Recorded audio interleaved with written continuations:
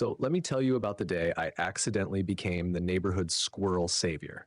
I'm 28, live in an apartment, and consider myself a pretty chill guy. But that day, I learned I'm not as cool under pressure as I thought. It started like any other Tuesday. I was enjoying my morning coffee, scrolling through my phone, when I heard this weird noise outside. It sounded like a squeaky toy, but more. Desperate. I peek out the window and see my neighbor, Mrs. Hargrove. She's this sweet old lady who's always gardening or baking, standing in her yard, flailing her arms around like she's warding off a swarm of bees. Naturally, I had to go check it out. I step outside, still holding my coffee, and ask, "Everything okay, Mrs. Hargrove?" She turns to me, looking all flustered, and says, "Oh, thank goodness you're here. There's a squirrel stuck in my bird feeder." I'm thinking, well, that's not something you see every day. But sure enough, there's this little squirrel wedged halfway into the bird feeder, its tail sticking out like a fluffy flag.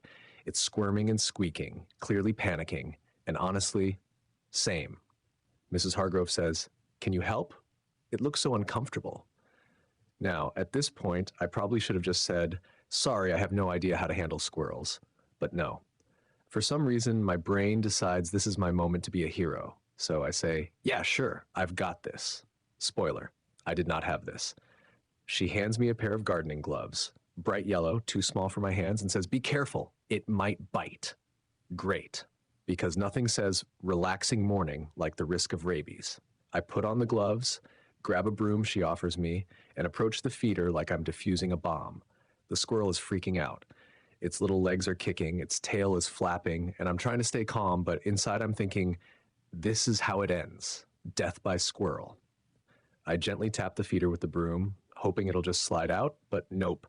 This thing is stuck like it's super glued. Mrs. Hargrove starts shouting helpful things like, "Be gentle," and "Don't hurt it."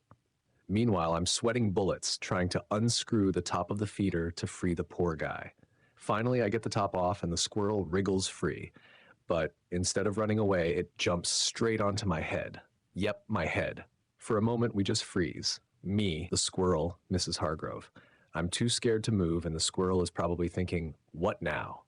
Then it scrambles down my back and takes off up a tree, leaving me standing there with dirt in my hair and birdseed all over my shirt. Mrs. Hargrove starts clapping, like full-on applause. She says, "You're a hero. You saved him." I'm trying to play it cool, but inside I'm like, what just happened? Later that afternoon, Mrs. Hargrove shows up at my door with a plate of cookies. She says, "A little thank you for saving the day." And honestly, worth it.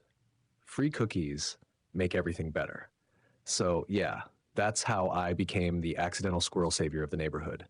Moral of the story, if you ever get asked to rescue a squirrel, wear a helmet. Trust me on that one.